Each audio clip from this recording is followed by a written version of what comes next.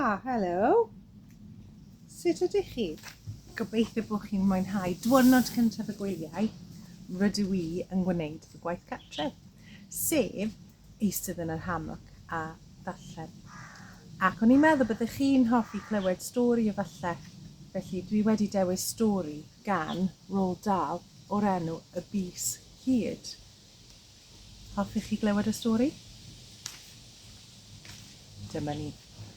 Mae lot o lluniau hyfryd yn straeon Roald Dahl, fel ych chi'n gallu gweld. Mae Mr a Mrs Eloi yn berchen ar y fferm drws nesau'n fferm ni. Mae 2 o blant gan Mr a Mrs Eloi, 2 fachgen, Philip a William yw eu henwa nhw. Weithiau dwi'n mynd draw i'w fferm i chwarae yn nhw. Merch ydw i, a dwi'n 8 mlwydd oed. Mae Philip yn 8 mlwydd oed hefyd. Mae William 2 blynedd yn hŷn. Mae e'n 10 oed. Beth? O'r gorau te, mae e'n 1 ar 10 oed. Yr wythnos diwethaf, digwyddodd rhywbeth doniol iawn i'r teulu. Dwi'n mynd i adrodd yr hanes wrth y ti, gystal ag y gallai. Nawr te, hoff beth Mr Eloi a'i feibion oedd mynd i hela. Pob dydd Sadwrn bydden nhw'n mynd â'i drylliau a'i gyniau i'r goedwig i chwilio am anifeiliaid ac adar i'w saethu. O dia. Roedd gan Philip ei dryll ei hun, ac yntau ddim ond 8 mlwydd oed. Dwi'n casau hela. Dwi'n wir yn ei gasau. Dydw i ddim yn meddwl ei bod hi'n iawn i ddynion a bechgyn ladd anifeiliaid am hwyl yn unig. Felly ro'n i'n arfer ceisio rhwystro Philip a William rhag hela.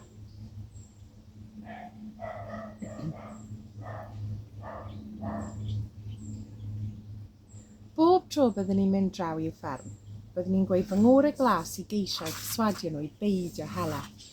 Ond dim ond chwerthin am fy men y bydden nhw. Un tro, soniais i am y peth wrth Mr Eloi, hyd yn oed, ond dim ond cerdded heibio naeth e, fel petawn i ddim yno. Yna, un bore Sadwrn, gwelais Philip a William yn dod allan o'r goedwig gyda'i tad, ac roedden nhw'n cario carw ifanc hardd. Gwylltiais gymaint, fel y dechreuais weiddi arnyn nhw.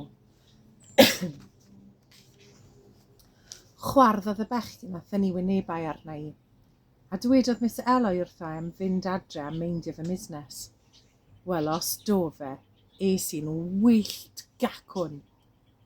A chyn i mi allu roestro fy hunan, fy wnes i rhywbeth nad ond byth yn bwriadu wneud. Rhoddais y bys hyd arnyn nhw i gyd.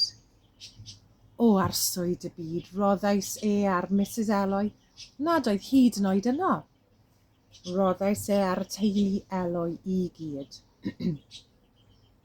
Ers misoedd ro'n i wedi dweud wrtho i fy hun na fyddwn ni byth yn rhoi'r bys hyd a unrhyw un arall eto. Nid ar ôl beth ddigwyddodd i'm hathrawes yr hen Mrs Winter. Yr hen Mrs Winter Rhan.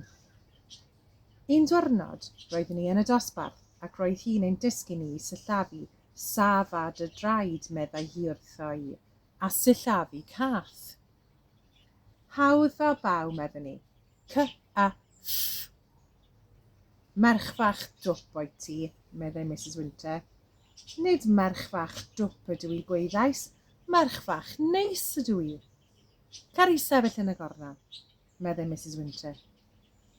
Wedyn dyma fi'n gwylltio'n gacwn a rhoi'r bys hyd yn gadarn ac yn gryf a Mrs Winter, a bron ar unwaith, dyfala beth ddigwyddodd. Beth i chi'n meddwl sydd wedi digwydd? Dechreuodd whiskers dyfu allan o'i hwyneb hi. Whiskers hir di oedden nhw. Yn union fel rai cath, ond yn llawer hirach. Ac fe dyfon nhw mor gyflym, cyn i ni gael amser i feddwl, roedden nhw'n hyd at ei chlustiau. Edrych ar ei whiskers hi. Wrth gwrs, excuse me, dechreuodd y dosbarth i gyd sgrechian chwerthin, ac yna, meddai Mrs Winter, newch chi fod mor garedig a dweud wrth ei beth sydd mor ddwl o ddoniol. Ac yna, pan drodd hi ysgrifennu ar y bwrdd du, gwelon ni bod hi wedi tyfu cynffon hefyd. Cynffon drwchus enfawr. Edrych ar y llun ohoni hi, gyda cynffon yn dod mas o dan eich ffrog hi. Ac yna, pan drodd hi ysgrifennu ar y bwrdd, gwelon ni bod hi wedi tyfu cynffon hefyd, cynffon drwchus enfawr. Allai ddim ddechrau dweud beth ddigwyddodd wedi hynny, ond os oes unrhyw un ohonych chi'n meddwl tybed a yw Mrs Winter yn iawn erbyn hyn, na yw'r ateb, a fydd hi byth chwaith. Mae'r bys hyd yn rhywbeth dwi wedi gallu wneud erioed. Allai ddim dweud sut dwi'n neud e, achos dwi ddim hyd yn oed yn gwybod fy hunan. Ond mae bob amser yn digwydd pan fyddai'n gwylltio, pan fyddai'n mynd yn wyllt gacwn.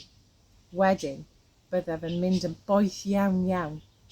Yna, bydd blaen y bys yn pwyntio ar fy llawd dde ac yn dechrau goglais yn ofnadwy. Ac yna, yn sydyn, mae rhyw fath o fflach yn dod allan ohono i. Fflach sydyn fel un drydanol. Mae'n neidio yn bys ac yn cyffwrdd y person sydd wedi fy ngwylltio i. Ac wedi hynny, mae'r bys hyd arno neu arni ac mae pethau'n dechrau digwydd. Wel, nawr roedd y bys hyd ar y teulu eloi i gyd a doedd dim modd ei dynnu yn ôl. Redais adre ac i aros i beth y ddigwydd. Digwyddon nhw'n gyflym. Dwi'n mynd i ddweud wrth ti beth oedd y pethau hynny. Cefais y stori i gyd gan Philip a William y diwrnod wedyn pan oedd popeth ar ben. Chi'n gweld y llun ohoni hi gyda gweithlu bys hyd. Wel, roi'n credu dyma cyfle i fi oedi. Beth ych chi'n meddwl oedd wedi digwydd i deulu eloi? Pa fath o hyd a lledrith oedd wedi digwydd iddyn nhw ar ôl iddi roi y bys hyd arnyn nhw? Falle byddech chi'n hoffi roi sylwad o dan yn dweud beth ydych chi'n meddwl. Fe welai chi eto am weddill y stori. Hwyl fawr am y tro.